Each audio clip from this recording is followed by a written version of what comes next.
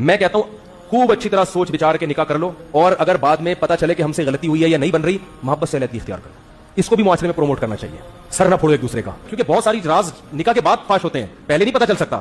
تو اگر نہیں ہے تو کوئی بات نہیں, جرگہ بٹھاؤ, خود سے جلدی بعد میں فیصلہ نہ کرو, علماء کے سامنے کیس لے کے جاؤ, جرگہ بٹھاؤ, بولے بھائی یہ مسئلہ ہے, غلطی ہو گئی تھی, ہمیں پتا چلا یہاں تو مناسب نہیں ہے. تو اب سر پھوڑنے کے بجائے ایک دوسرے کا تمیز سے کیا کر لو, کوئی بات نہیں یار, ہوتا ہے, الگ الگ اختیار کر. کہ بھائی یہ والا تجربہ ناکام ہوا, کہیں اور کر لیں گے, رفیع بھائی بیٹھے ہوئے کہیں اور کرا دیں گے انشاءاللہ.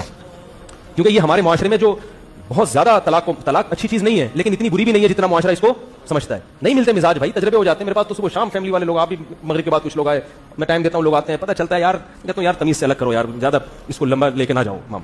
عورت نہیں رہنا چاہ رہی, اس کو میاں سے نفرت ہے, گھر والے گھسیٹ گھسیٹ کے بھیجتے ہیں, جا وہ ڈپریشن کی مریض بنتی ہے. مرد نہیں بعض دفعہ رکھنا چاہ رہا ہوتا, وہ کہتا ہے یار نہیں برداشت ہو رہی بھائی مجھ سے, تو ہم تو کوشش کریں گے جوڑ کی, لیکن ایک حد تک. بعض کنڈیشن ایسی ہوتی ہے کہ یار تمیز سے, جیسے آٹے میں سے بال نکالا جاتا ہے, تمیز سے, لڑ بھڑ کے نہیں, بڑی تمیز سے الگ ہو جاؤ. بچے ہیں تو مل بانٹ کے فیصلہ کر لو, بھائی ہم دونوں پیار محبت سے علیحدگی اختیار کرنے ہیں, نہ ہم تم پہ الزام لگائیں گے, نہ تم ہم پہ الزام لگانا, تمیز سے ہم علیحدگی اختیار کریں. بچے ہم دونوں کے ہیں, لہذا بچوں کا فیوچر ہم دونوں نے طلاق کے بعد بھی بیٹھ کے حل کرنا. کہ تم سے بھی ملیں گے, ہم سے بھی ملیں گے, خرچہ تو تمہارا باپ بھی اٹھائے گا. خرچہ کس کے ذمہ ہے؟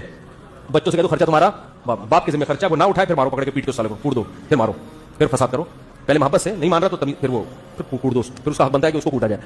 تو الگ محبت سے بھائی, تو بھائی جو بچوں کی شادی بھی ابھی ہم دونوں, ٹھیک ہے میں کسی کی بیوی ہوں گی, لیکن بچوں کے معاملے میں آپ سے رابطہ, اور آپ سے رابطے میں اگر میاں میرا کہہ رہے ہیں کہ پرانے والے سے کیوں رابطہ ہو رہا ہے, تو ہم کسی کو درمیان میں وکیل بنا لیتے ہیں, میں اس سے رابطہ کروں گی جو آپ سے رابطے میں رہے گا. بچے دونوں کے ہیں, بچوں کو ہم تباہ, اصل میں ہوتا پتہ ہے کیا ہے, ایک دوسرے کا ٹکر مار رہے ہوتے ہیں, لیکن طلاق اس لیے کہ بچے کہاں جائیں گے, تو خود بھی تو کسی کے بچے ہو نا.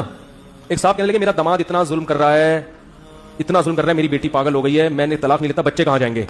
میں نے کہا جیسے آپ کو اپنی بچی کے بچے کی فکر ہے, تو خود اپنی بچی کی بھی, تو وہ بھی تو کسی کی بچی ہے نا. کیا ہو گیا, ان بچوں کے بگڑنے کا تو یقین نہیں ہے, لیکن یہ کیس تو بگڑ گیا نا. تو پہلے یہ والے بچوں کی بھی فکر کرو, اور اگلے بچوں کے لیے ایسی پالیسی بناؤ کہ وہ طلاق کے بعد خراب نہ ہو. وہ یہ کہ دونوں مل بیٹھ کے کسی تیسرے کو حکم بنائیں, کسی سمجھدار کو, بھائی بچوں کے بارے میں آپ فیصلہ کرو.